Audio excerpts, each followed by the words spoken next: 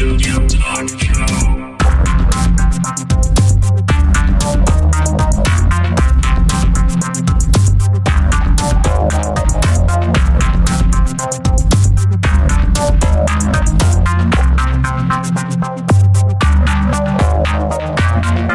Visual Studio Talk Show. Bienvenue à une nouvelle émission du Visual Studio Talk Show. Le podcast, on discute d'architecture logicielle avec la plateforme Microsoft. Je m'appelle Mario Cardinal et avec moi Guy Barrette. Hey, bonne année mon cher Mario! Oui, bonne année à toi aussi. Oui, bonne année 2007. Oui. Ça fait combien d'années là qu'on... On a commencé en 2004, donc là on est dans notre 13e année. OK. Ça va vite, hein? Ouais, ça va très vite, ouais. Moi, ce qui me fait toujours rire, c'est que des fois, tu sais, maintenant c'est assez facile à faire un podcast. Puis Ouais, mais ça dure pas longtemps, souvent. ouais, la difficulté, c'est ça, c'est de poursuivre puis de régulièrement publier des émissions. Mais quand on explique aux gens comment c'était difficile en 2004-2005, juste acheter de la bande passante. Tu sais, quand tu dis j'ai besoin de pouvoir héberger des centaines de milliers de mégabytes, à l'époque, là, c'était sort ton portefeuille. Tu sais, mon petit enfant, là, dans mon temps, quand on publiait un podcast, là... Moi, j'ai connu ça, les centrales avec des gros ordinateurs, là. Il fallait mettre du charbon dans la fournaise. Donc, on est de retour des fêtes. Passez un bon temps des fêtes, hein? Oh oui. Une petite semaine tranquille à la maison, là, ça fait du bien. Moi, Oui. vas-y donc. Oui. Je voulais parler de DevTeach. Oui, c'est vrai. Oui, DevTeach, c'est la conférence qui va avoir lieu à Montréal la première semaine de juillet. Et cette année, le thème c'est le développement web puis les produits open source. Mm-hmm. Donc, c'est pas seulement les technologies Microsoft. Donc, auparavant, DevTeach était vraiment centré sur les technologies Microsoft, SQL Server, .NET, Visual Studio. Mais cette année, là, c'est vraiment open source puis développement web en général. Même du côté cloud, vous avez parlé de l'offre de Google, d'Amazon. Amazon, c'est ça. Finalement, DevTeach, c'est un peu comme Microsoft. Il élargit ses horizons pour... Absolument. Et l'appel aux conférenciers est ouvert présentement jusqu'au 29 janvier 2017. Donc, si vous utilisez des technologies, soit open source, dans le développement web, ça vous tente d'en parler dans une conférence. Donc, l'appel aux conférenciers est ouvert. Donc, on vous invite à soumettre vos idées de session. Tout à fait. On va mettre, nous, le lien sur notre page pour... vous diriger vers la page justement d'appel aux conférenciers. Absolument. Aujourd'hui avec nous, Philippe Artaud. Bonjour. Salut Philippe, ça va? Bonjour Guy, bonjour Mario. Ouais. Philippe que j'avais rencontré brièvement il y a 1 an ou 2 à la conférence Kung Fu, ici à Montréal. Puis j'ai eu le bonheur il y a quelques semaines de recevoir un email de toi juste pour que nos auditeurs qui disent mais comment on fait pour participer à un podcast? C'est pas compliqué, tu nous envoies un petit email en disant hey, il y a un sujet moi qui me passionne, j'aimerais ça en parler. Puis il y a des fortes chances qu'on soit très réceptif. C'est ce qui est arrivé à Philippe. Ouais, en fait, j'ai appris l'existence du podcast au souper des conférenciers de Kung Fu de l'édition de l'année dernière. Fait que c'est là que je t'ai vu pour la première fois. Ouais. Puis essentiellement, j'imagine t'as écouté quelques-unes de nos émissions. Oui. Puis, si t'es un auditeur typique, là, l'auditeur typique, nous autres, on s'est rendu compte de ça. Ils viennent choisir les émissions. Hein. Tu peux t'abonner, mais même si t'es abonné, souvent tu vas dire non, ça m'intéresse pas, tu sautes l'émission.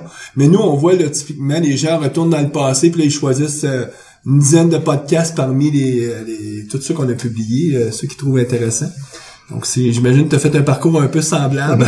Je sais pas si vous allez voir mes écoutes. Moi, je passe par Google Play ou fait que je sais pas s'ils mettent en cache les feeds ou mais parce que je les télécharge pas directement du blog, mais oui, j'ai également regardé les derniers plus pigé. C'est sûr que quand on passe par un autre feed qui lui l'a caché, nous on le verra. On va voir un seul qui est la première fois, mais on verra pas les autres.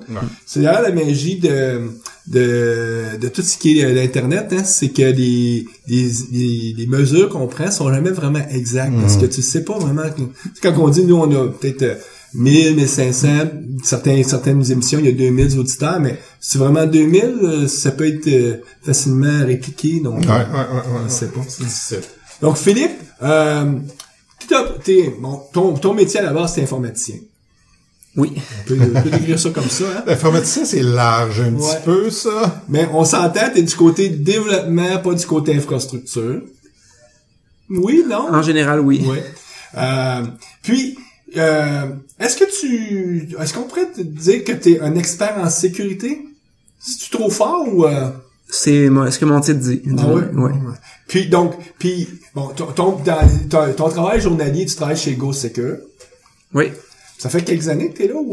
Depuis début 2016, en fait. Donc c'est nouveau. Donc, oui, tout juste un an. Puis GoSecure, ils font quoi dans la vie? C'est des services en sécurité. Donc, c'est leur spécialité, là. On fait des services tests d'intrusion, revue de code. Sinon, il y a un groupe architecture, plus revue infrastructure, comme tu mentionnais. Sinon, service de surveillance, donc mise en place d'appliances de sécurité, mais avec un surveillance qui est rattaché à ça. Donc, vous allez pas entendre parler de GoSecure potentiellement. Vous l'avez peut-être pas entendu avant, mais les banques ou d'autres compagnies qui ont besoin de sécurité, eux vont utiliser nos services pour différentes activités de sécurité. Puis toi, tu fais des mandats chez des clients. Puis non. mais Depuis que je suis chez GoSecure, c'est purement en recherche. Donc, donc je vais à l'occasion, par exemple, appuyer une équipe qui est en test d'intrusion s'ils bloquent sur quelque chose. Des fois, ils ont des mandats de quelques jours seulement. Ils n'ont pas le temps de démarrer une recherche sur quelque chose qu'ils trouvent intéressant, qui vaudrait la peine d'être creusé. Fait que ils nous donnent ça dans notre cours. Des fois, on réussit à même leur donner quelque chose avant la fin du test. Fait que on est comme un peu en appui. C'est intéressant parce que au niveau de la sécurité, là, c'est toujours le jeu du chat et la souris, là. Donc il y a tout un élément de recherche là-dedans sans cesse. Là. C'est sans cesse la recherche. Ouais, on est 3 dans notre équipe de recherche. Moi, ma spécialité, c'est vraiment plus tout ce qui est sécurité applicative. Donc, un de ces composants-là, c'est l'analyse statique. Là. Donc, je me spécialise, mais évidemment, la sécurité, là, il y a autant la portion malware, le shell malveillant, il y a d'autres facettes de la sécurité. Là. Ça, tu parles d'analyse statique parce que le but d'aujourd'hui, le podcast, on va parler beaucoup d'analyse statique à l'aide de la plateforme Roseline. Moi, je suis juste curieux. Comment on en vient à pouvoir développer assez d'expertise en sécurité pour, premièrement, qu'elle soit reconnue, parce qu'il y a pas, tu sais, on peut pas dire, je suis allé à l'université puis j'ai pris un diplôme en sécurité, ça n'existe pas, ça, vraiment. On fait quoi? On fait t'as quoi, un diplôme d'informaticien en programmation? Personnellement, j'ai un baccalauréat en génie logiciel. OK. Mais c'est possible d'avoir une technique. Oui. À l'ETS. À l'ETS. Mais sinon, c'est possible de faire, par exemple, une technique en informatique de gestion ou même en réseau. Puis... mais on apprend à travers nos expériences de travail. Oui. Mais en fond, la sécurité, c'est pas si... comment dire? C'est pas si sorcier que ça. Non, c'est comme un peu les performances. On peut se spécialiser en performance ou en haute disponibilité. Donc, moi, je viens d'un background qui est plus une branche en développement. Donc... J'ai étudié toujours avec en tête que j'étais pour développer des applications. Puis la sécurité, ça a toujours été un intérêt que j'ai gardé, que j'ai fait grandir. Toujours dans un contexte web la plupart du temps. Et puis, j'en suis venu après ça être recruté pour faire des tests d'intrusion et revues de code en sécurité. Fait que là, je me suis spécialisé un peu plus. Puis là, je suis tombé en recherche. C'est intéressant parce que t'avais un intérêt pour la sécurité, puis t'as trouvé des employeurs là où t'as pu t'épanouir là, dans ce domaine-là. Des fois, c'est ça qui est pas évident. Des fois, mais j'imagine quand même par les soirs, t'as aussi fait des lectures, puis tout à fait. Été chercher des logiciels pour expérimenter. Là. Oui, à Montréal, s'il y a des auditeurs là qui sont curieux. Si vous voulez avoir de l'expérience pratique en sécurité, il y a Monréac, qui est dans le fond, un événement mensuel où c'est 3 heures où les gens se réunissent, ils font des petits problèmes de sécurité où l'objectif, c'est d'arriver à solutionner un problème de sécurité. Est-ce que c'est un groupe comme à travers un meet-up ou... Non. C'est un groupe un peu comme un meet-up. Il y a le mailing list, mais on n'a pas besoin de dire qu'on va être présent à l'événement pour se pointer. Ils ont une page web, j'imagine? Oui. On va mettre le lien, nous. Ouais. Donc, ça, c'est une manière dans le fond, d'acquérir des connaissances. Sinon, il y a on appelle ça des capture the flag en ligne. Ça, c'est, dans le fond, des compétitions amicales où l'objectif, c'est encore là trouver des drapeaux dans des défis, des challenges de sécurité. Donc ça, c'est une manière, dans le fond, légale d'en apprendre sur la sécurité versus c'est ça, juste parce que attaquer les gens. Comment on démontre qu'on maîtrise la sécurité? Tu sais, c'est pas bon, c'est sûr que ton curriculum vitae peut donner des expériences de travail, mais c'est pas ce qu'il y a de plus probant, là. Mais en sécurité applicative, ce qui est intéressant, c'est qu'on peut partir d'un background où on est un développeur. Parce que, dans le fond, pour être bon en sécurité, c'est faut aimer aller au fond des choses. Donc, c'est pas juste de savoir comment la fonctionnalité a été documentée, c'est de connaître chacun des détails du fonctionnement interne qui peuvent être mal utilisés par un développeur ou des détails d'implémentation qu'on sait que telle fonctionnalité elle a peut-être été mal implémentée parce que le développeur n'a pas pensé à tel truc. Donc, les développeurs ont quand même une bonne portion de connaissances ils ont déjà une bonne connaissance en sécurité, peut-être même sans savoir. Puis, c'est sûr que pour se spécialiser en sécurité, il faut aimer aller au bout des choses. Hein.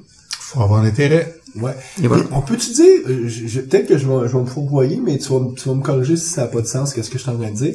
Mais l'avènement de plus en plus du code ouvert, donc du code open source, ça n'amène pas aussi la capacité beaucoup plus aisément pour les gens de regarder le code source, de trouver des faiblesses pour attaquer, par exemple, des produits ou tu sais, supposons, si tu as accès au code source, je sais pas, moi, d'Apache, t'es capable de trouver une faiblesse dans le code source, mais là, t'as rien que besoin de dire, est-ce que ce site-là est hébergé sur Apache, tu vas pouvoir l'utiliser. C'est une réalité, ça, ou je suis en train de fabuler, ou? Techniquement parlant, c'est plus facile de réviser du code que mettons, sa version binaire dans le cas de code C, C++. Par exemple, en pratique, la sécurité, on veut pas que ce soit basé sur des principes d'obscurité. Donc, on veut que ce soit sécure parce que ça a été la conception a été bien faite. Puis que même... Donc, on intéresse qu'il y ait beaucoup de yeux qui regardent parce que les gens vont identifier s'il y a des lacunes puis ils vont les soulever aussi. Oui, dans le fond, c'est qu'on peut ralentir la découverte des vulnérabilités par obscurité parce qu'on dévoile pas notre code source, parce qu'on fait tout plein de mécanismes, mais en fond, tout ce qu'on fait, c'est qu'on ralentit l'attaquant. Fait que c'est sûr, si notre attaquant qu'on vise, c'est quelqu'un qui met maximum une journée d'effort, peut-être qu'on va l'éliminer, mais si c'est quelqu'un de très motivé, on l'éliminera pas. Donc. Très déterminé.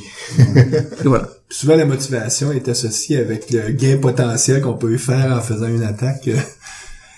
Donc, Philippe, t'es beaucoup plus jeune que moi. Donc, ça fait combien d'années à peu près que t'es sur le marché du travail? 5-10 ans? Moins que ça, peut-être? J'ai terminé en 2011, donc 6 ans.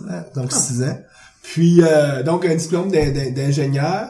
Puis, tu t'intéresses à la plateforme Microsoft depuis dès que tu as terminé ou c'est assez nouveau? Ou?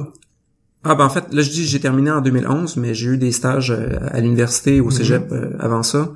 Au cégep, on avait touché à C#, VBNet, donc... Puis les stages t'ont amené sur... Parce que souvent, sur le marché du travail, souvent qu'ils amènent dans le monde Microsoft, mais pas que les universités sont rébarbaties, mais ils vont souvent pousser plus Java ou d'autres langages. J'ai fait certains stages en .NET, mais la plupart de mes stages, en fait, j'ai terminé mon seul emploi après l'université, ça a été en Java.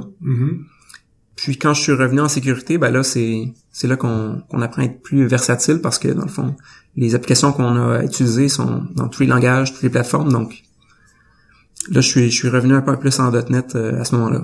On s'entend, C#, Java, c'est vraiment la même racine, c'est comme deux langues presque assez similaires. Mais en même temps, maintenant, on compare plus tant les langages, c'est plus les frameworks, dans le fond.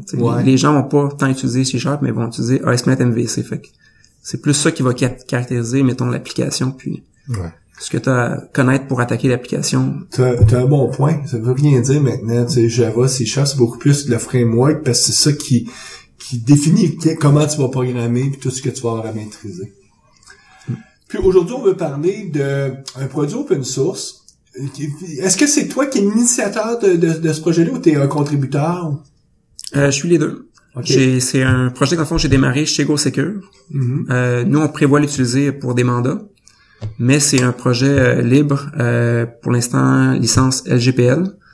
Dans le fond, qui peut être utilisé pour scanner des applications commerciales et gratuites. Donc là, juste pour le bénéfice de nos auditeurs, ce projet open source-là s'appelle... c'est Security Guard. Puis j'ai mis dans le nom Roslyn, juste pour différencier un des anciens modules qui étaient faits avec FXCOP. OK. Donc, c'est Roslyn Security Guard, en anglais. Mais pour reprendre la réponse, c'est Roslyn Security Guard, le nom du produit. Je comprends traduire en français par le gardien de sécurité Roslyn. Je sais pas si ça se traduirait comme ça. De toute façon, je pense que c'est pas important c'est pas la traduction est importante parce que le nom du produit va toujours être sa version anglaise. C'est la réalité du monde informatique. Donc, Roslyn Security Guard, qu'est-ce qui t'a amené? C'est quoi le problème que tu cherchais à résoudre ou la souffrance que tu avais pour décider de fabriquer ce produit-là? De manière générale, en logiciel, souvent, il y a déjà plein de versions de plein de types de produits, mais en analyse statique, il n'y en avait pas vraiment d'outils d'analyse statique sécurité, spécifiquement pour .NET. Parce que le produit d'analyse statique que peut-être beaucoup de nos éditeurs connaissent ou ont connu, c'est FXCOP. Oui. Qui essentiellement lui fait d'analyse statique, pas forcément pour détecter des problèmes de sécurité, ce serait un peu n'importe quelle catégorie de problèmes, que ce soit par exemple des problèmes très typiques. Tu utilises des strings quand tu devrais utiliser un string builder par exemple, parce que c'est beaucoup plus performant. Donc FXCOP servait à... Et beaucoup de nos auditeurs diraient probablement, oui, c'est ça qui nous donnait comme 68 000 messages que la première chose qu'on voulait, c'était les désactiver parce que... Les règles, désactiver certaines règles, Parce qu'il y a des règles que c'était, bon, surtout quand t'avais beaucoup de codes patrimoine, que t'avais pas le temps d'aller tout leur changer. Mais en fait, c'est ça, quand j'ai été voir le site sur GitHub de Roslyn Security Guard, j'étais pas au courant, là, du produit, je le connaissais pas. La première chose qui m'est venue à l'idée, c'est, ça ressemble à FXCOP, mais pour la sécurité, puis avec Roslyn. Oui, c'est exactement ça. FXCOP, juste pour faire une petite parenthèse, il y avait quelques règles de sécurité, mais tu sais, il y avait, je pense, 3 règles ou peut-être même juste 2. Donc, c'est mieux que rien, parce qu'il y avait des catégories de règles dans différents types de bugs. Mais par exemple, si tu veux avoir une bonne analyse de ton application pour voir est-ce qu'elle est sécure, c'est où les points sensibles, c'est une très faible couverture, juste 3 catégories de bugs. Donc, l'idée, c'était de rehausser, dans le fond, la couverture. Donc, si on veut faire d'analyse statique, mettons, imaginons que Roslyn n'existe pas. On va expliquer ce que c'est Roslyn, mais si on voudrait faire d'analyse statique, le principe, c'est que ça te prenne une espèce de... Faut presque que tu fasses le même job qu'un compilateur, c'est-à-dire qu'il faut que tu fasses une analyse syntaxique du code, le comprendre, et après ça, vérifier si les règles de sécurité que tu veux vérifier sont présentes. Roslyn, ce qui va t'éviter, c'est d'avoir à construire tous ces analyseurs-là. Tout à fait. Donc, via l'API du framework Roslyn, on a dans le fond une représentation du code. Donc, si vous pensez à une classe ou un fichier de code. Donc, si on a un auditeur qui sait dire, il dit Roslyn, qu'est-ce que c'est ça, cette affaire-là? Donc, comment on pourrait présenter ce projet-là ou cet outil-là de Microsoft? Roslyn, au sens large, ça a 2 composants. C'est la portion compilation. Donc, si on veut compiler du code au runtime dans notre application ou si on veut étendre le compilateur, ça c'est un des composants. Puis l'autre composant, c'est les analyseurs, puis les outils de refactoring. Donc, plus analyse de code. Donc, puis qui est spécialisé pour le langage C#. Et VBNet, oui. VBNet. Mais pour l'instant, c'est que ces 2 langages-là. Donc, Microsoft, ils ont comme créé un ensemble des librairies des outils qui peuvent te permettre de pouvoir aisément analyser du code et même, comme tu dis, dynamiquement à l'exécution compiler du code. Puis et pouvoir étendre même les compilateurs actuels que Microsoft fournissent avec toute leur panoplie d'outils. Donc toi, tu t'es appuyé là-dessus parce que ça t'évitait d'avoir à tout te retaper ce travail-là, qui est un peu fastidieux puis qui amène pas grande valeur ajoutée dans ton cas, toi. Ouais, puis au niveau d'FXCOP, c'est un produit qui date quand même de plusieurs années de Microsoft, qui est disponible gratuitement, mais qui a été fait avant que Roslyn sorte. Donc, il y a pas les mêmes capacités d'analyse, peut-être, ou la technique qu'ils utilisent va être différente. Ouais. Roslyn, comment ça a commencé, c'était vraiment, ils ont refait le compilateur, dans le fond, C# en C#. C'est un peu un principe Inception, là. Intéressant. Sinon, FXCOP, c'était pas basé sur un compilateur, c'était vraiment un analyseur qui se concentrait sur purement faire l'analyse de code CLR. Donc, dans le fond, la portion bytecode. Donc, une fois que le code a été compilé, le langage intermédiaire, c'est ce qui analysait, là. Oui. Le fameux IL. Ouais, OK. Tandis que, avec Roslyn, ce que tu es capable de faire, c'est différent. Là. C'est pas le YEL avec Roslyn qu'on analyse. C'est une approche différente dans le fond, mais il va y avoir des avantages et des avantages aux deux approches. Là. OK. Mais il y en a un que c'est le code source, le code Roslyn, puis FXCOP c'était la représentation plus binaire. OK, donc avec Roslyn, tu es capable d'analyser le code source directement là, sans qu'il ait été compilé en langage intermédiaire. Ouais. En pratique, les API sont très similaires là, parce que FXCOP ça doit analyser du bytecode. Du bytecode .NET, c'est pas si bon niveau que ça. Là. Donc si les gens avaient déjà développé des règles pour FXCOP, ils vont pas être ils vont pas être égarés en regardant la documentation Roslyn. Parce qu'avec FXCOP, on pouvait il y avait une façon d'étendre les règles, on pouvait programmer nos propres règles, puis étendre finalement le FXCOP, puis rajouter des règles. Puis peut-être pour ajouter une différence, Roslyn, comme on se concentre sur le code source, ben il va y avoir des petites différences, comme par exemple, on va pouvoir analyser des commentaires, si on veut trouver des trucs dans les commentaires, s'il y a du code qui a été mis en commentaire. Donc, comme on a une représentation du code source, ça on va avoir à ce moment-là ces trucs-là, si on veut valider les trucs de style plus par rapport à l'indentation. Là, on va y avoir accès parce que on a tous les ce qu'ils appellent dans Roslyn les trivia, tous les white space, donc plus que juste le code. OK. Donc là, toi, tu voulais faire un outil qui permettrait de identifier des règles de sécurité, donc ou je devrais plutôt dire identifier des lacunes dans du code. Puis là, tu t'es dit, je vais prendre Roslyn pour me donner un analyseur. Et là, après ça, t'es venu rajouter en utilisant les API que Roslyn te donne, t'es venu faire juste ce petit bout de code-là pour implanter tes règles. Exact. Parce que moi, je veux me concentrer sur mon problème qui est trouver des vulnérabilités. Donc, la portion Lexer, parser de comprendre puis supporter tous les détails de la syntaxe C# pour toutes les versions, c'est pas mon objectif. Puis ça me prendrait beaucoup de temps juste pour en arriver à... J'ai un AST de construire un arbre syntaxique du code. Puis essentiellement, aujourd'hui, Microsoft a publié un jeu d'API justement pour être capable de travailler avec, en utilisant Roslyn, à travailler avec les langages C#. Mais s'il y avait quelqu'un qui ferait un peu l'équivalent pour le monde Java, avec un API sensiblement le même, t'aurais pu aussi dire, je vais analyser du code Java. Ça serait possible, parce que c'est sûr que ça existe pas, mais ça reste que le type d'API est toujours pas mal le même parce que c'est le domaine de la recherche sur ce qu'on appelle les analyseurs est très mature. Là. Ça fait c'est pas un nouveau domaine. Là. Ça fait 40 ans que des gens font ça, des compilateurs et tout. Oui, juste pour faire peut-être un parallèle, mettons avec FXCOP, en Java, ça va être Findbugs qui est probablement le plus connu, qui est également, il va avoir une approche similaire. Là. Donc possibilité de trouver des bugs de différentes catégories.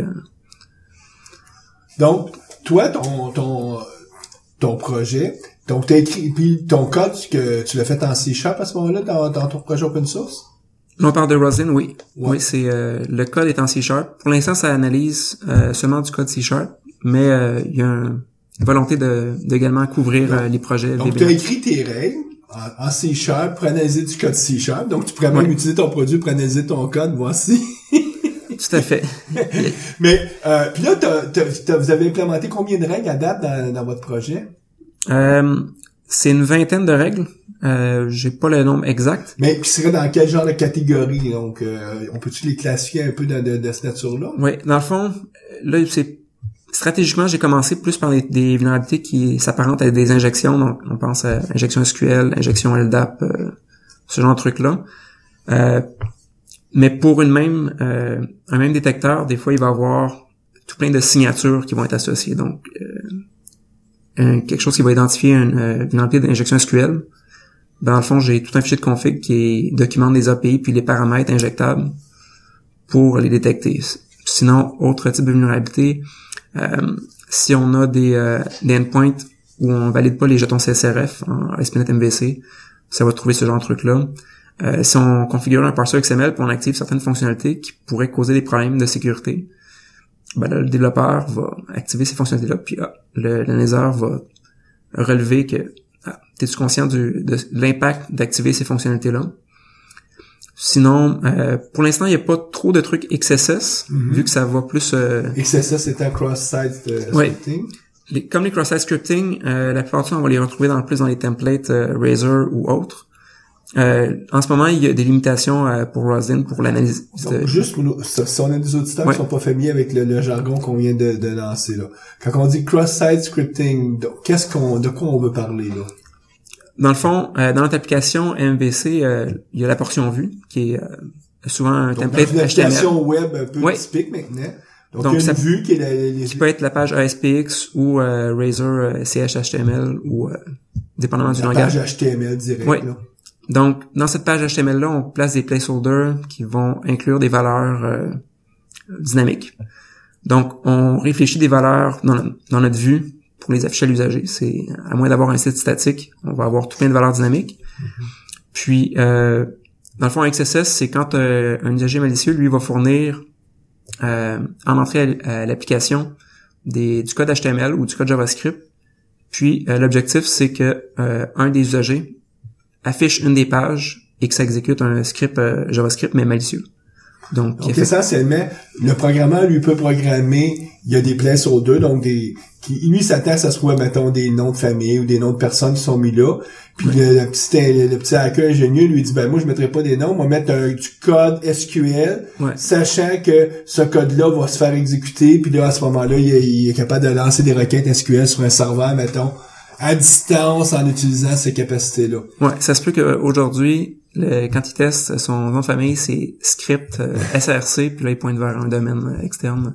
Tout ça dans des tags XML. Ouais. Puis, et le programmeur, forcément, lui, a jamais pensé que quelqu'un pourrait utiliser son site de cette façon-là. Puis toi, ton produit, ce qui est intéressant, c'est qu'il va détecter ce genre de faiblesse-là pour dire, hey, problème, le code est pas assez bardé pour se protéger contre ce genre d'intrusion-là. Pour l'instant, la couverture d'XSS est pas là parce que Roslyn ne permet pas de scanner des fichiers autres que des fichiers .cs ou .vb. Donc, il y a une limitation au niveau de ce qui est fourni. Là, pour l'instant, ça prend une configuration manuelle où il faut ajouter chacun des fichiers de ressources qu'on veut faire analyser par l'outil. Fait que j'ai pas mis les efforts pour l'instant là-dessus, vu que ça nécessiterait un effort colossal à juste configurer l'outil pour en arriver au résultat. Mais ça va venir, c'est une question de temps. Il y a déjà un issue qui est ouvert depuis 1 an, puis il y a eu des mises à jour. Donc ça devrait venir. Va être capable d'analyser du code ASPX, par exemple. Ah, définitivement, ouais. Tu vas pouvoir, avec peu d'énergie, être capable de bonifier. Ce qui est intéressant, je regarde un petit peu la liste des règles. Puis au niveau de sécurité, je veux dire qu'il y a des choses que j'ai aucune idée c'est quoi là. ECB mode is weak, ça c'est une règle. CBC mode is weak.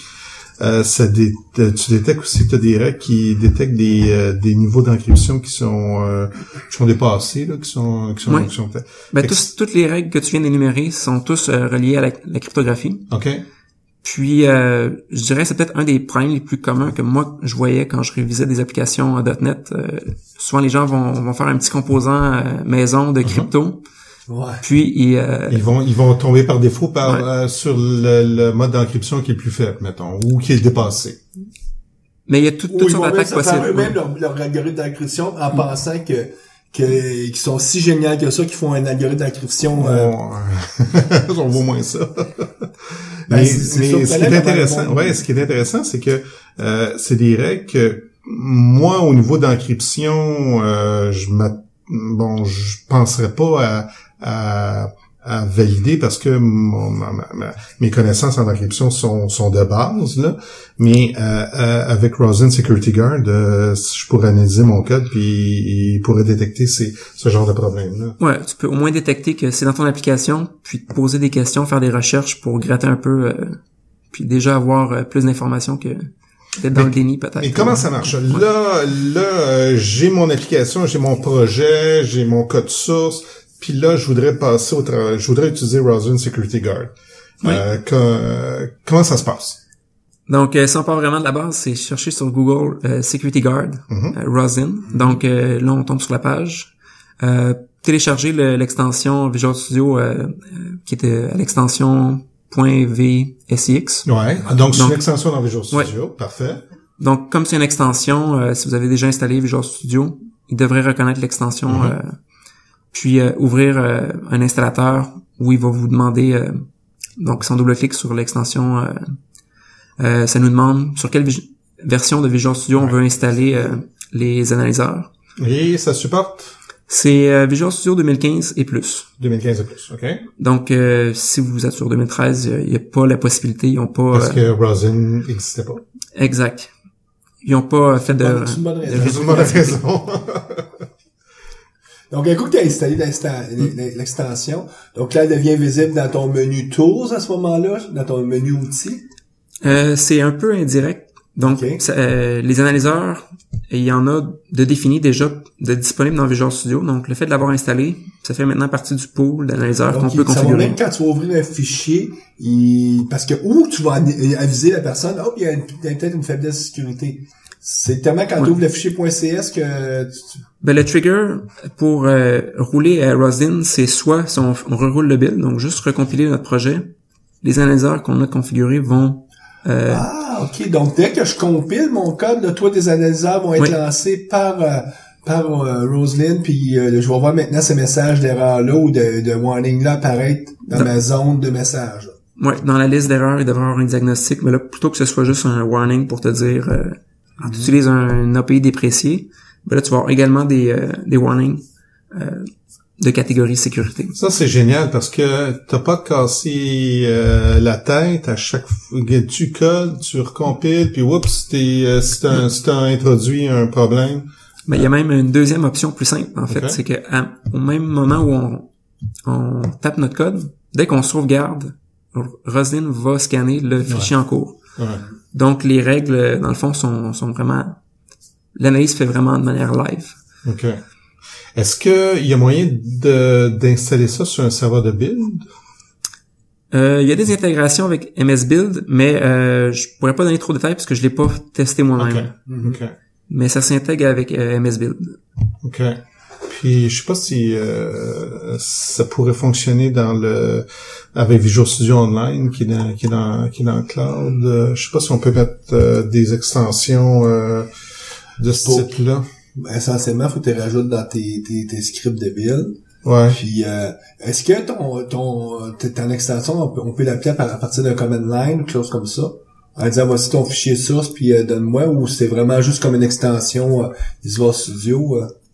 Cette portion-là, je l'ai pas testé moi-même, mais ce que la documentation m'a dit, c'est que c'était intégrable dans son un build, dans le fond MS Build. Okay. Si on a déjà un CI qui roule notre build, il y aurait moyen de faire une autre instance de ce même MS Build-là et de rouler avec certaines règles Rosin. OK. Fait que là, ce qui est intéressant aussi, c'est que ton projet, c'est un projet open source. Oui. Il est disponible sur GitHub. Oui, c'est l'objectif. L'idée, donc, c'est... si t'as un contributeur qui est fort en intégration de MS Build, puis Visual Studio Online, tout ça, qui serait prêt à te donner un coup de main sur cette partie-là, vu que le projet est sur GitHub, tu acceptes les pull requests, puis... Donc, juste de créer un tutoriel de comment le configurer, mettons, pour faire l'utilisation dans un build en continu ou... Avis aux auditeurs, si ça vous tente. Puis... si on prend ton produit, il y en a d'autres analyseurs, un de ceux qui est assez populaire maintenant, SonarCube, que beaucoup de gens utilisent justement quand ils ont des builds automatisés, ces choses-là. Donc, votre produit, parce que j'imagine que l'équipe de SonarCube, eux autres aussi font des API, des extensions pour que les d'autres analyseurs peuvent venir s'intégrer. Donc, il n'y a rien qui empêcherait même que vous pourriez venir vous intégrer dans un Sonar à moyen long terme aussi. Rien n'est impossible. Juste pour faire une précision, en fond, SonarCube, c'est pas un analyseur précis pour un langage. En soi, c'est une plateforme, mais qui vient avec des différents plugins, dont un C#. Mm-hmm. Donc, oui, l'équipe Sonar développe eux-mêmes leur plugin C#. Et puis, en ce moment, c'est financé en partie par Microsoft. Là, ils commencent à avoir une intégration justement à MS Build que j'ai pas testé, donc je vais pas aller trop loin là-dessus, mais à long terme, comme il permet déjà de rouler Roslyn à partir de SonarCube, là pour l'instant c'est avec les règles un peu stock. Rajouter tes extensions, puis à travers SonarCube, on pourrait utiliser cette plateforme-là aussi pour rouler probablement. Parce que je suis loin d'être le seul à avoir développé des règles de sécurité. Hein. Ouais, des analyseurs pour Roslyn. Donc déjà, il y a des compagnies qui en ont pour des règles internes. Il y a StyleCup qui était très connu pour tous les trucs de style, mais il y a beaucoup de plugins divers qui existent. Fait que ça va être une question de temps probablement. Parce que si par exemple, je t'intéressais à l'utiliser dans mon entreprise, mais je vais rajouter des règles, de quelle façon je pourrais faire ça? Donc, est-ce que tu veux te créer des règles qui vont faire de la sécurité ou c'est des règles spécifiquement pour disons les deux, prenons les deux exemples. Je voudrais créer une règle de sécurité générale, puis je voudrais contribuer, mettons. OK. Ben, c'est sûr, si tu veux faire des règles sécurité, je t'encouragerais à contribuer à mon plugin. Donc, vu que ça a un objectif communautaire où l'idée c'est plus on a de règles spécifiques que les gens contribuent, plus ça fait un outil qui a une bonne couverture. Donc, ça serait une option. Donc est-ce que ma question est que le produit est monolithique ou est-ce que je bâtis une DLL qui va ensuite être chargée par Security Guard? On peut avoir autant de plugins qu'on veut, qu'on charge dans Visual Studio. Donc, l'extension qu'on charge, dans le fond, Security Guard, elle contient un DLL qui inclut des analyseurs, mais on peut en charger plusieurs dans notre IDE si on veut. Si on a par exemple une extension sécurité, mais on a également une extension et si je voudrais faire une nouvelle règle, par exemple, est-ce que je bonifie le code source de la solution au complet? Non. Comme moi, j'ai fait aucune modification à Roslyn. Je fais vraiment un plugin qui utilise des API, puis qui est de manière asynchrone, qui est chargé par Visual Studio. Mais faut aller dans le code de ton plugin, qui est le projet open source, c'est lui qu'il faut bonifier à ce moment-là. Mais si vous voulez créer des règles vraiment indépendantes, vous pouvez créer votre propre plugin, puis après ça, bundler votre extension. Puis mettons qu'on ne voudrait pas créer des règles indépendantes, mais on voudrait justement qu'ils deviennent partie de ton projet. On prend le code source, on le modifie, puis on te fait un pull request pour dire intégrer dans ton projet. Donc, seulement faire un fork sur GitHub, vous créez un compte, puis après ça, via les pull requests, vous pouvez demander qu'on l'intègre. Idéalement, si vous avez une idée sur une règle, il y a un truc que vous avez déjà vu dans des applications, une vulnérabilité, ça serait intéressant que vous créez un issue pour juste signaler que vous avez l'intérêt d'implémenter un truc, parce que si moi ou quelqu'un d'autre est déjà en train de travailler sur un truc similaire, ça se peut qu'on se pile sur les pieds, mais oui, c'est... ce qui est intéressant, parce que sur ta liste de règles, t'en as quelques-unes qui terminent par entre parenthèses futur. Donc, t'as déjà certaines règles qui sont planifiées. Ça, c'est les règles, dans le fond, qui vont analyser des fichiers de config. Donc, ça, c'est des règles qui vont regarder le web.config. C'est le même truc que pour les XSS que j'ai mentionné plus tôt. En ce moment, Roslyn ne permet pas de scanner sans configuration additionnelle ces fichiers-là. Donc, en ce moment, c'est des règles qui existent, mais ils sont un peu fantômes, à moins de manuellement ajouter à notre configuration chacun de nos web.config. Donc, ça, c'est des règles qui existent, c'est juste, on attend que Roslyn ouvre la switch ou qu'il y ait la fonctionnalité qui permet de... Le code est là, mais Roslyn, il y a une limitation présentement qui permet pas de le faire. Dès que ça va être réglé, ça va fonctionner. Est-ce qu'en tant que Product Owner, tu as une espèce de roadmap avec certaines règles que tu voudrais qui soient implémentées dans le futur? Oui, l'année dernière, l'objectif, c'était vraiment de mettre en place le Taint Analysis ou le Flow Analysis, qui était dans le fond un engin qui sert à la plupart des règles de sécurité. Donc, dans le fond, quand on fait une analyse pour détecter une injection SQL, qu'est-ce qu'on a besoin pour déterminer que c'est une injection? C'est on passe une requête SQL ou peu importe c'est quoi le type de requête que l'API reçoit. On doit s'assurer que la requête est constante. Donc, il n'y a pas un potentiel d'input qui vient de l'usager. Donc, pour faire ça, il faut qu'on fasse une exécution ou qu'on simule l'exécution de la méthode pour se rendre jusqu'à l'API pour voir c'est quoi l'état. Donc, comme quelqu'un qui réviserait le code, il va suivre les variables, il va regarder c'est quoi l'état des variables, puis si ça venait d'un état qui est sûr, il va marquer, dans le fond, c'est ce que l'engin fait. Si ça provient d'une entrée usagée, ça marque la variable teinte. Et si c'est pas le cas, ça considère la donnée sauf. Et donc, comme il y a beaucoup de règles qui bénéficient de ce mécanisme-là, j'ai préféré commencer avec ça. Puis ça fait en sorte que toutes les règles après ça qu'on ajoute. Donc, si j'ajoute un API, dans mon fichier de config pour les injections SQL, ben automatiquement ça bénéficie de tout ce mécanisme-là. Donc ça enlève des faux positifs. Donc on veut pas avoir tous les endroits dans notre application où on fait des requêtes SQL parce que ça serait beaucoup trop à réviser. On veut vraiment juste réviser celles qui sont ambiguës puis que l'outil peut pas déterminer hors de tout doute qu'elles sont sécures ou non. Donc là, Philippe, t'as parti ce projet-là, ça fait quoi? 18 mois? 24 mois? 12 mois? Mon désir de faire des données statiques en .NET, ça fait peut-être 1 ou 2 ans, mais initialement, je l'avais commencé avec FXCOP. OK.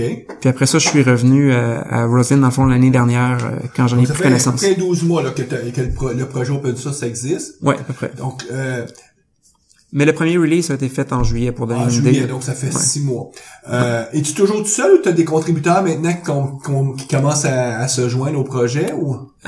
J'ai rencontré des gens à PSEC USA, une conférence qui était à Washington l'année dernière. Puis il y a des gens de Québec potentiellement qui vont contribuer. Il y a un de leurs stagiaires qui a fait une contribution à la fin de l'année dernière. Donc ça commence là. Ouais, il y a quelques-uns de leurs développeurs qui devraient pouvoir également faire des contributions cette année.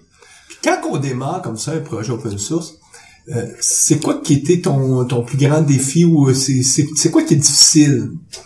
Tu vas peut-être me dire juste du plaisir, c'est le fun, donc ça serait une bonne nouvelle. Mais il y a peut-être aussi des bouts un peu plus ardus. Peut-être la portion un peu plus philosophique de la chose. Avec l'expérience, tu sais, quand on démarre des trucs en développement, souvent on a tendance à partir des trucs de zéro. Puis avec le temps, on s'aperçoit que ça vaut la peine de bien faire la recherche de c'est quoi les outils qui existent, c'est quoi les écosystèmes qui existent qu'on pourrait se greffer puis sauver du temps. Comme par exemple, réutiliser l'écosystème Roseman dans ton cas. Exact. Puis par exemple, un des trucs déterminants qui a fait que j'ai passé de mon petit projet embryonnaire FXCOP à complètement changer à Rosin, ça a été la portion refactoring qui avait pas du tout dans FXCOP. Parce que non, si je te suis bien, ta vision, c'est pas juste de faire l'analyse statique, mais c'est de bonifier même le projet pour qu'il devienne un outil, un assistant pour t'aider à refactoriser ton code quand t'es dans Visual Studio? Oui, ça c'est un des trucs. Ça pourrait devenir ça le produit, là. Oui, c'était un des trucs que j'ai vu comme prometteur. Il y a déjà des analyseurs statiques en sécurité pour .NET, mais la plupart commerciales, mais j'en ai pas vu qui faisaient la correction automatique des vulnérabilités. Puis ça, quand j'ai vu qu'il y avait dans le fond la possibilité d'étendre les outils de refactoring. Donc ça, j'ai accroché là-dessus. Juste pour une référence rapide, quand vous êtes dans Visual Studio puis vous faites un right-click sur une erreur ou un warning, il y a souvent des quick actions qui sont permises. Là, dans le fond, ce que Rosin permet de faire, c'est pour des warnings ou des erreurs, d'offrir un refactoring automatique. Donc en plus de dire il y a un problème ici, tu pourrais même me donner le quick action pour dire veux-tu corriger ça, puis pouf, là, après ça, il te resterait juste, tu pourrais déjà reconstruire la bonne séquence de code, puis avoir juste à demander à l'utilisateur de remplir les sections manquantes. Ouais, là on tombe vraiment avec une meilleure utilisabilité parce que le développeur, il est plus en mode je modifie le code jusqu'à temps que l'analyseur se plaigne plus. C'est tout de suite, on a potentiellement la meilleure manière de faire. C'est sûr qu'il va y avoir des cas où ça sera pas possible de proposer une solution. Mais quand c'est possible, pourquoi ne pas proposer le refactoring? Donc ça, c'est une vision, en tout cas, c'est un objectif à long terme qui peut être c'est le fun, c'est intéressant là, comme objectif. C'est pas juste c'est pas noble de faire un bon analyseur puis donner les feedback. Mais en ce moment, il y a seulement deux, mais il y a deux code fix providers, ça c'est la terminologie Rosin, qui dans le fond c'est des propositions de correctifs. Donc pour l'instant ça a été fait avec des vulnérabilités plutôt simples à corriger, mais dans le fond ça permet aux développeurs de gagner du temps. Donc pour l'instant il y en a seulement deux des règles qui ont des fixes automatiques. Pour donner un exemple, les cookies, quand on crée manuellement un cookie qui est différent de celui de cookie de session qui est fourni par le framework, par défaut, il viendra pas avec certains flags. Donc, par mesure de sécurité, on peut ajouter le flag secure puis HTTP only. Donc, si le développeur qui écrit son code lit la description puis est pas sûr de comprendre qu'est-ce qu'il doit modifier pour corriger le problème, s'il fait simplement right-clicker sur le issue, sur le diagnostic qui est fourni, puis tout de suite il y a un correctif qui est proposé, il gagne du temps parce que il y a moins de questions à se poser, puis il est un peu plus sûr de son coup. Hein. Puis ça, c'est implanté aujourd'hui, là. Ça existe dans le projet. Il y a 2 règles qu'on a faites qui incluent ça. Donc ça, c'était pour un peu se faire la main, parce que, par exemple, il y a évidemment un petit niveau de difficulté, une petite difficulté supplémentaire à faire du refactoring, parce que quand on fait des analyseurs, on analyse l'arbre syntaxique que Roslyn nous fournit. Donc, on peut penser à des nœuds récursifs qui incluent tous les nœuds du code. Là, quand on fait du refactoring, il faut réécrire, modifier cet arbre syntaxique-là pour prendre la forme qu'on veut. Donc, comme c'est du code, il faut conserver l'espacement, les tabulations, pour pas que ça génère du code illisible. Mais il y a aussi un autre élément à considérer, c'est qu'il faut que l'arbre syntaxique comme résultant, il faut qu'il soit syntaxiquement valide. Donc, oui, c'est vrai. Donc, c'est comme si on avait un texte en français. Si on veut corriger une faute, puis on réécrit le texte. Si on fait juste modifier le texte, puis c'est pas la grammaire n'est plus fonctionnelle. Ben là, ça va être un peu le même principe. Roslyn va nous lancer une erreur pour dire c'est pas possible de modifier le modèle parce que... Surtout pas quand tu fais un quick fix, que ça crée un autre message. Parce que le programmeur va dire, hey, tu ris de moi, là. Ouais, exact. Puis qu'est-ce que tu as trouvé de très valorisant à faire ça, là?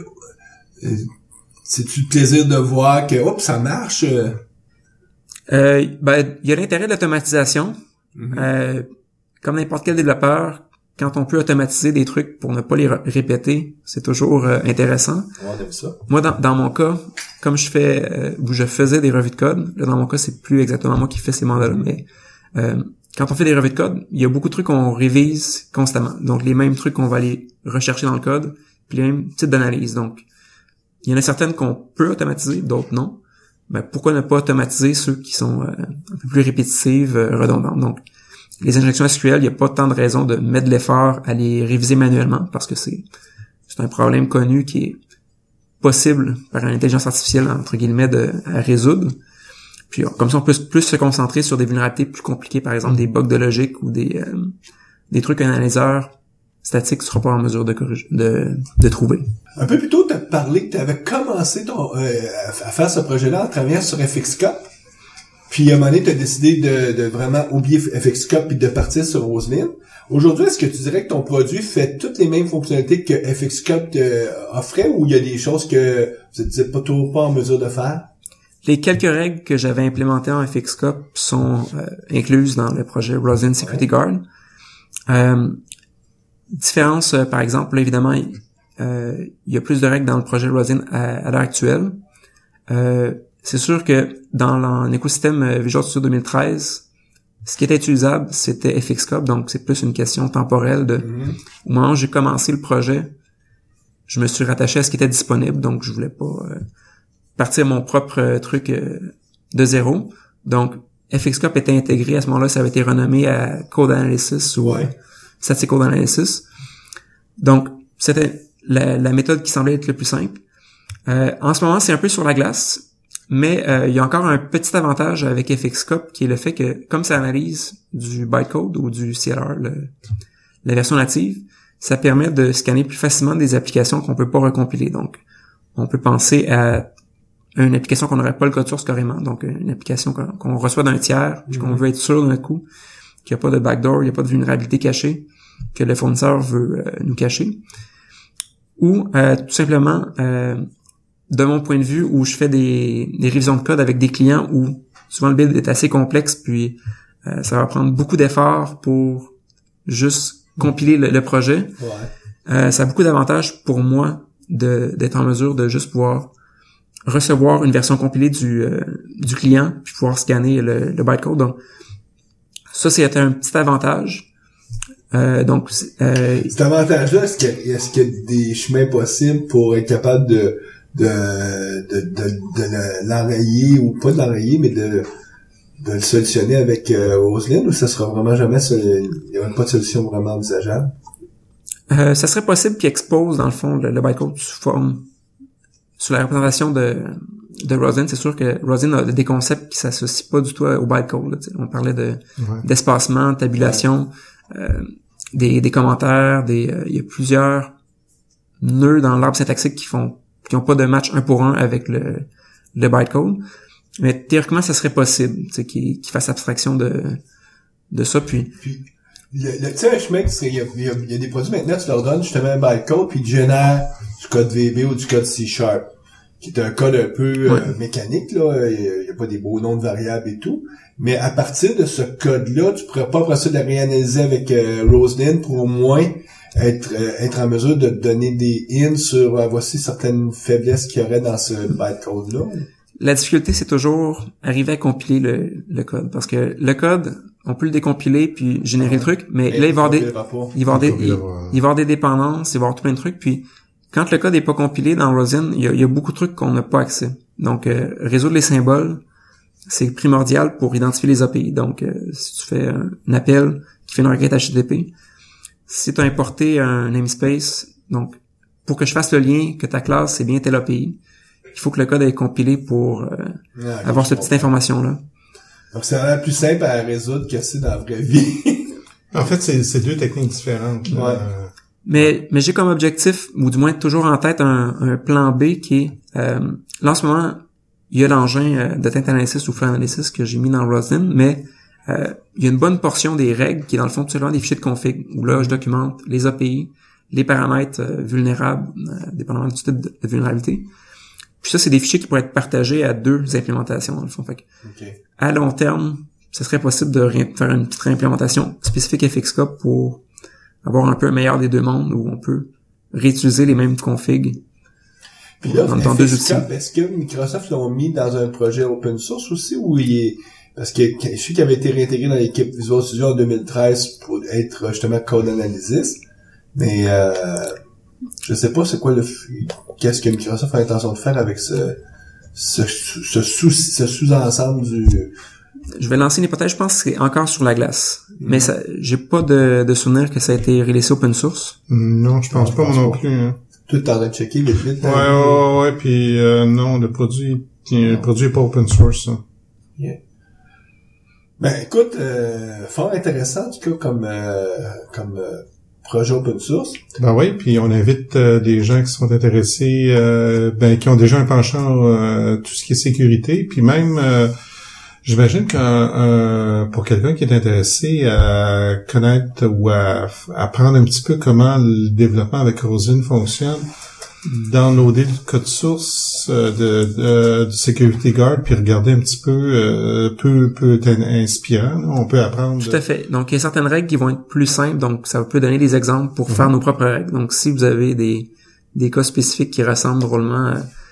Là, faut rappeler, il y a quand même une licence. Bon, je ferai pas la police avec ça, mais il y a théoriquement une licence LGPL sur le projet qui avait pour objectif dans le fond de protéger les règles puis les configurations pour éviter qu'un produit commercial fasse juste les copier puis les intégrer.